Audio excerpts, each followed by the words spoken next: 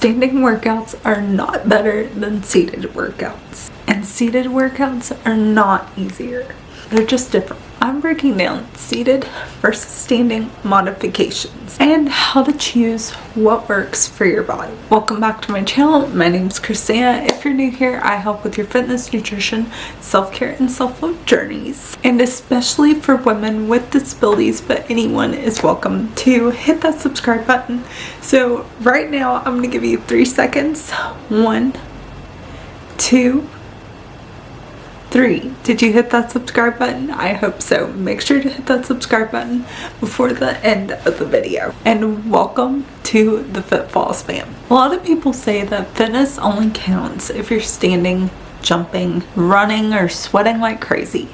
But I want to tell you that that is not necessarily true. And that mindset leaves a lot of people out because they have a disability or they have an injury that they can't do exactly what an able-bodied person or an uninjured person can do. Standing and seated workouts are both valid. And I feel like so many people think that if you cannot stand, you can't work out. That's not true. If you're in a wheelchair and you can't stand, but you can move maybe your upper body, you can work out. Standing versus seated workouts, yes, they're different. They just target stability, balance, and muscle engagement in different ways. It may not look the same and it may be different, but it's still valid. You can still be able to work out and it be valid, whether you're sitting or standing. You can work out. Standing workouts are great for balance training. So if you maybe can stand but you don't stand very well and you want to practice balance, start standing more and start doing standing workouts. Whether that may look a little different, maybe you're holding on to something, but try to do standing workouts. Standing workouts also engage more stabilizing muscles and they mimic daily movement like walking or reaching. So people might choose a standing workout if you're working on balance, people without mobility limitations, or people progressing from seated workouts. But I want to stress that standing workouts is not accessible or safe for everyone, and I want you to do what's safe for you. If standing workouts are not safe, even holding on to something, I don't want you to do it. I want you seated. And I want to stress that that's okay. That does not make you less than. That does not dim your worth. That does not change the fact that you can still work out and I want you to work out. That doesn't change that. Seated workouts are not a step down.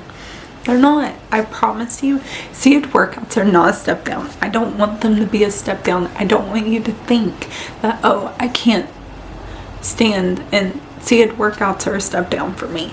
They're not. They're just a strategic modification. And that's why I want you to look at it as. Sometimes we get down on ourselves if we can't do something standing when the able-bodied person can, or maybe the person without the injury can. That's because their bodies are different. They're built different. They don't have a disability, so they can do the standing workout. But that doesn't make you less than if you have to sit and do the seated workout. Seated workouts reduce fall risk. If you are at risk for falling, sit down and do your workouts. Please sit down. I do not want you to get injured. They allow focus on muscle activation when you're seated. They remove balance as a limiting factor, so you don't even have to worry about balance and having to hold on to something and all the things. You don't have to worry about that anymore, which is amazing. Sometimes I'll do a standing workout seated because it's just safer, it's easier, and it just helps me. And it removes the limiting factor of, oh, I can't do this, or I don't feel safe doing this. It's great for fatigue days when you're really tired, or flare-ups, or limited mobility. Seated workouts can build strength, endurance, and confidence. You may not think that it can, but I promise you, they can. I'm going to give a few examples. For standing shoulder press, for example, you can do it sitting. And that doesn't diminish your shoulders and getting a good pump in. I never do standing shoulder press. Hardly ever. If it's low weight, sometimes I will. I rarely do standing shoulder press. It's just easier for me to do seated and safer for me. Standing marches or standing high knees can turn into seated knee lifts. Or if you're doing dumbbell rows, get a chair and sit down and do the rows. You don't have to stand doing the rows. Or you can put one hand on the chair and row with one arm and do it the other way, whichever is safer for you. I want you to be safe. And it's targeting the same muscle group. It's just a different setup. And that's okay. You're allowed to have a different setup, whether you're lying down, sitting down, standing up, whatever it is, whatever's safe for you. You're allowed to have a different setup than someone else. You don't have to have the same setup. And I really want to stress that. You do not have to have the same setup. The last thing that I want to talk for the next few minutes is about how to choose the right setup for you and your body. I want you to start off with asking yourself, how does your body feel today? How does my body feel today? Does it feel fatigued? Does it feel tired? Does it feel like I need to sit down? Does it feel okay standing up? I want you to ask you this because it'll show you if you feel safe or not. If your answer to that question is, oh, I'm too tired to do it, I can't do it, I'm too tired, then there's your answer.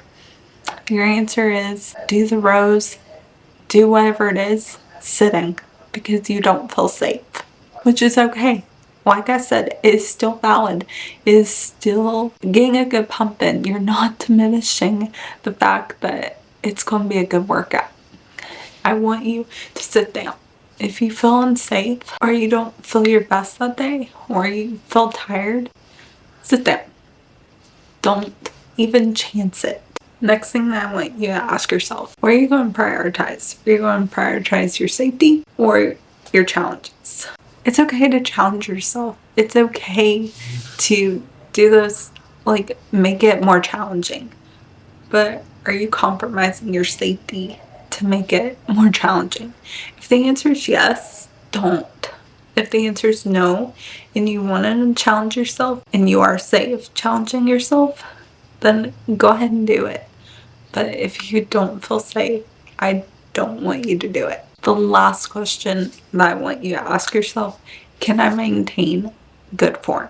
When people have a disability, and I get comments on TikTok all the time of, oh, my form this, oh, my form that. My form looks different because I have a disability. If you have a disability, your form is going to look different. So good form can be different from an able-bodied person's good form to a disabled-body's form. And I want you to realize that it's okay. That is totally okay to have different form. But I want you to maintain as good a form as you can for your body. I feel like people with able-bodied don't realize that people that have disability, their form's gonna look different. And their good form may be different than someone without disability. But it's all good form as long as you have decent form and good form for your body. And you can ask personal trainer, you can ask physical therapist. If it's good form and if they have a different approach, then follow that. Fitness isn't about forcing your body, it's about working with it. And that's what I want you to do. I want you to work with your body. I don't want you to work against your body. I want you to work with it. You do not need to earn your workouts by standing. And you don't need to prove anything to anyone. And I want you to know that, and I want to stress you don't have to prove anything to anyone. And if someone comments on your form, if someone says something, just explain, hey, I have a disability, I do things differently, and that is okay. If this video helped you reframe modifications and working with your body, Make sure to hit that like button, comment any other videos that you'd like to see, subscribe to my channel as I am so close to 1,000 subscribers, and that is my big goal right now, is to hit 1,000 subscribers. So make sure to hit that subscribe button and click the notification bell so you're notified every time I post a video, and I will see you guys in the next video. Love you guys. Oh, and make sure to comment seated or standing for a shout out in my next video. Love you guys. Bye.